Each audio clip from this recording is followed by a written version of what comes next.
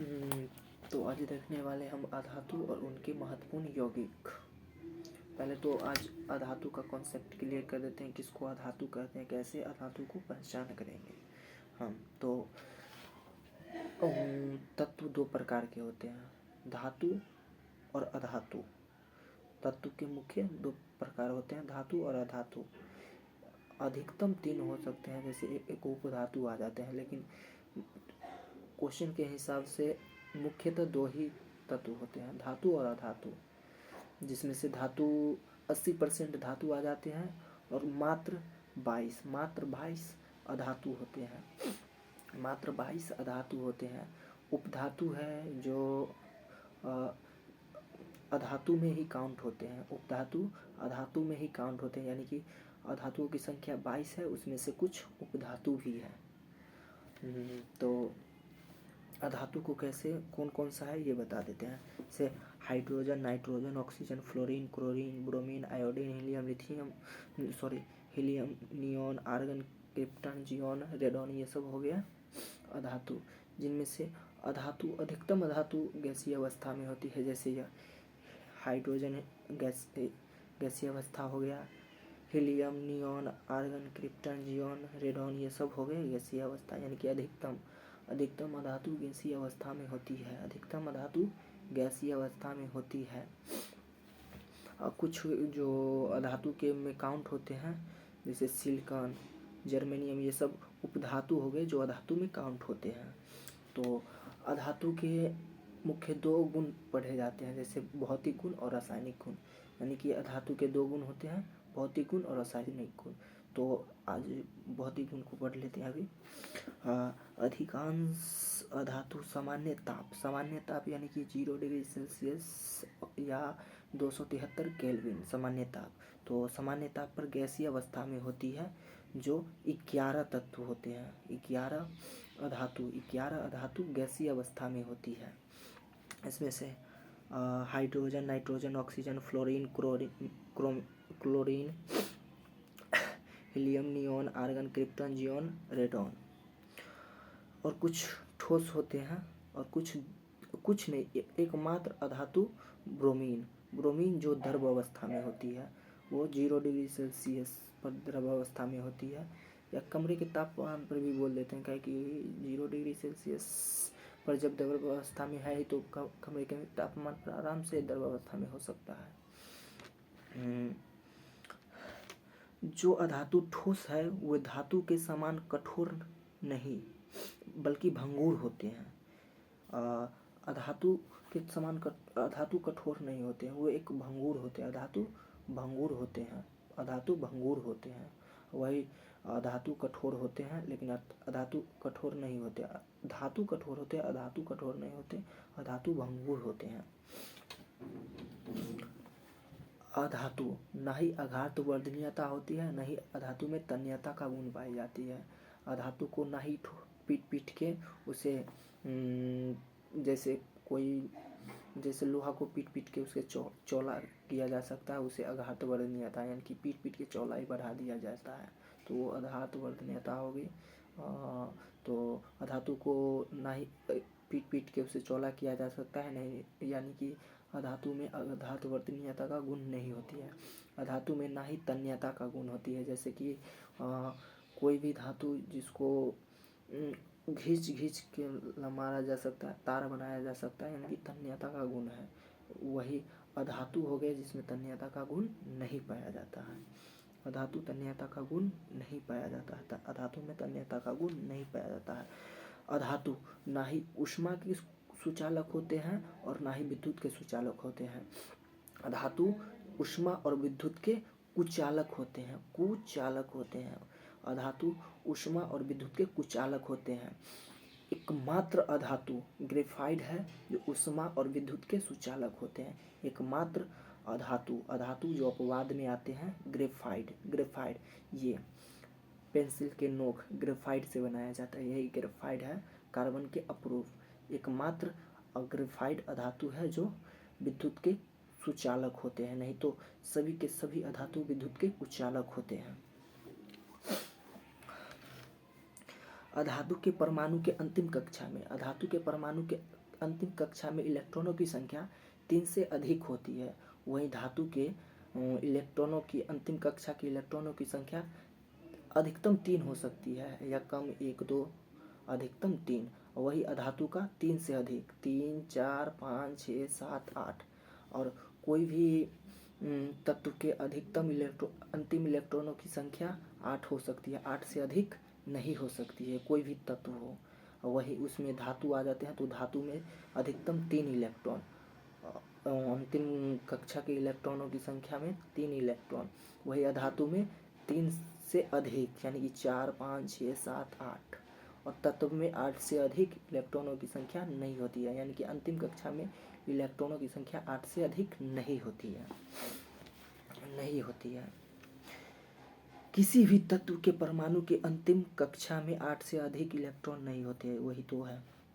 लेकिन एकमात्र अपवाद में 2 अधातु है जिनमें होती है, जैसे हाइड्रोजन में हाइड्रोजन की परमाणु संख्या 1 होती है, यानी कि उसका इलेक्ट्रॉनिक विन्यास लिखेंगे तो एक ही ऐसे ही पर चलाएगा एस पर, तो उसका एक ही हो जाएगा, अंतिम इलेक्ट्रॉनों की संख्या 1 ही हो जाएगा हाइड्रोजन का। तो ये अपवाद में है अधातु। और एक हीलियम जिसका अंतिम इलेक्ट्रॉनों की संख्या 2 होती है, परमाणु संख्या भी 2 होती है। अधातु का घनत्व या द्रव्यनांक यानी कि मेल्टिंग पॉइंट, द्रव्यनांक यानी कि मेल्टिंग पॉइंट या क्वथनांक बॉइलिंग पॉइंट धातु के तुलना में कम होती है, धातुओं की तुलना में कम होती है। अधातुओं का घनत्व, द्रव्यनांक और क्वथनांक धातुओं की तुलना में कम होती है धातुओं का, यानी कि द्रव्यनांक मतलब मेल्टिंग पॉइंट, क्वथनांक मतलब बॉइलिंग पॉइंट, इंग्लिश होता है उसका बॉइलिंग पॉइंट। ये धातुओं की तुलना में धातुओं का कम होता है। एकमात्र अपवाद ग्रेफाइट हो गया जिसका बॉइलिंग पॉइंट अधिक होता है, धातुओं की तुलना में हो सकता है। जैसे लोहा का बॉइलिंग पॉइंट ग्रेफाइट की तुलना में कम होता है, और लोहा एक धातु है और ग्रेफाइट उपधातु है, मतलब एक ही अपवाद हो गया लोहा, ग्रेफाइट। और हीरा भी इसका भी द्रव्यनांक लोहा से अधिक होती है। तो हो गया अधातु प्रकाश की उपस्थिति में चमक नहीं पैदा करती है। जैसे कोई प्रकाश पड़ा अधातु पर तो अधातु चमकती नहीं है, वही धातु होगी तो प्रकाश धातुओं पर पड़ेगा तो धातु चमकेगा, अधिकतर होती है, सब नहीं होती है। मतलब अधातुओं का गुण प्रकाश की उपस्थिति में चमकने का होता है, धातुओं का गुण, और अधातुओं का नहीं चमकेगा। मात्र एक ग्रेफाइट है जो कार्बन का प्रूफ है, वो प्रकाश की उपस्थिति में चमकेगा। क्यों? क्योंकि उसमें इलेक्ट्रॉन मुक्त होती है, एक मात्र इलेक्ट्रॉन मुक्त होती है, मतलब इलेक्ट्रॉन मुक्त अवस्था में होती है, इसलिए ग्रेफाइट चमकेगा। और हीरा क्यों चमकता है? हीरा भी कार्बन का प्रूफ है, यानी कि अधातु है। हीरा क्यों चमकता है? उसमें इलेक्ट्रॉन मुक्त नहीं, वो उसका डिजाइन मतलब बनाने का जो तरीका है ना, डिजाइन तैयार किया गया ना, उसके वजह से हीरा चमकता है। अधातुओं के रासायनिक गुण।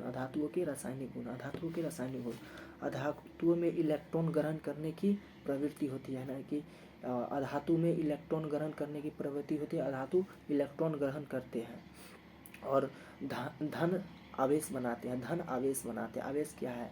जैसे कोई भी तत्व जो अपना इलेक्ट्रॉन त्यागेगा या ग्रहण करेगा तो वो आवेश का निर्माण करेगा। आवेश का, जैसे कि धातु इलेक्ट्रॉन त्यागने की प्रवृत्ति रखती है, त्यागने की प्रवृत्ति रखती है, यानी कि त्यागा तो प्लस आवेश, यानी कि धनात्मक आवेश, त्यागा तो धनात्मक आवेश, और ग्रहण किया तो ऋणात्मक आवेश, यानी कि धातु त्यागने का गुण है, यानी कि धनात्मक आवेश, और अधातु ग्रहण करने का प्रवृत्ति है तो ये ऋणात्मक आवेश। जैसे क्लोरीन क्लोरीन पर Cl माइनस ऊपर लगा हो, मतलब वो माइनस है, ऋणात्मक आवेश, ऋणात्मक आवेश। जैसे ऑक्सीजन में ऑक्सीजन O2 लिखा था ना, तो 2 इलेक्ट्रॉन हो गया, तो 2 इलेक्ट्रॉन मतलब ऊपर डबल माइनस का चिन्ह लगा हुआ, मतलब 2 इलेक्ट्रॉन ग्रहण किया है, तो ऋणात्मक आवेश, ऋणात्मक आवेश। अधातु जल के साथ अभिक्रिया नहीं करती है, धातु जल के साथ अभिक्रिया नहीं करती है, वही धातु जल के साथ अभिक्रिया करके हाइड्रोजन गैस मुक्त करती है। अधातु जल के साथ अभिक्रिया नहीं करती है, धातु जल के साथ अभिक्रिया नहीं करती है, बल्कि धातु धातु जल के साथ अभिक्रिया करके हाइड्रोजन गैस मुक्त करती है। धातु जल के साथ अभिक्रिया करके हाइड्रोजन गैस मुक्त करती है, अधातु जल के साथ अभिक्रिया नहीं करती है। अधातु अम्ल से भी अभिक्रिया नहीं करती है, कोई भी अम्ल हो, तनु या सांद्र कोई भी अम्ल हो, अधातु अभिक्रिया नहीं करेगी। एकमात्र अपवाद में सल्फर है जो अम्ल से अभिक्रिया करता है, अम्ल से, वो नाइट्रिक अम्ल से अभिक्रिया करता है। सल्फर नाइट्रिक अम्ल से अभिक्रिया करके जल का निर्माण करता है, जल का निर्माण करता है। अधातु का ऑक्सीजन से अभिक्रिया होता है, मतलब अधातु ऑक्सीजन से अभिक्रिया करता है, अधातु ऑक्सीजन से अभिक्रिया करता है, ऑक्सीजन से अभिक्रिया नहीं, अधातु ऑक्सीजन से अभिक्रिया करता है, अधातु अम्ल से अभिक्रिया नहीं करता है, अधातु जल से अभिक्रिया नहीं करता है, लेकिन ऑक्सीजन से अभिक्रिया करता है। और अधातु ऑक्सीजन से अभिक्रिया करके ऑक्साइड का निर्माण करता है। और अधातु का ऑक्साइड अम्लीय प्रवृत्ति की होती है, यानी प्रकृति की होती है। धातु का ऑक्साइड अम्लीय प्रकृति के होते हैं, यानी कि अम्लीय होती है। वही धातु जब ऑक्सीजन से अभिक्रिया करता है, यानी कि धातु का ऑक्साइड क्षारीय प्रवृत्ति के होते हैं, धातु का ऑक्साइड क्षारीय प्रवृत्ति के होते हैं, अधातु का ऑक्साइड अम्लीय प्रवृत्ति के होते हैं। कुछ अधातु के ऑक्साइड न ही अम्लीय होती है, न ही क्षारीय। कुछ धातु के ऑक्साइड न ही अम्लीय होती है, अधातु के ऑक्साइड न ही अम्लीय होती है, न ही क्षारीय। कुछ अधातु के ऑक्साइड न ही अम्लीय होती है, न ही क्षारीय, उसे उदासीन कहते हैं, जिसकी pH मान 7 होती है। जो अधातु न ही अम्लीयता का गुण होती है, न ही क्षारीयता का गुण। जो अधातु में ना ही अम्लीयता का गुण होती है, ना ही क्षारीयता का गुण, उसे उदासीन कहते हैं, जिसका pH मान 7 होता है, एक हो गया धातु में एक धातु होता है जिसमें अम्लीयता का गुण और क्षारीयता का गुण कुछ में दोनों पाए जाते हैं, उसे उभयधर्मी धातु कहते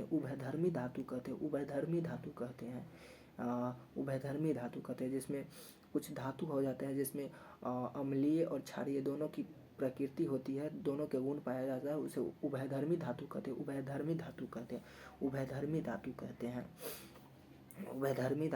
वही अधातु जिसमें ना अम्लीयता का गुण होती है, ना क्षारीयता का गुण, जिसे उदासीन कहते हैं। उदासीन में आ गया CO यानी कि carbon monoxide, NO nitric oxide, NO3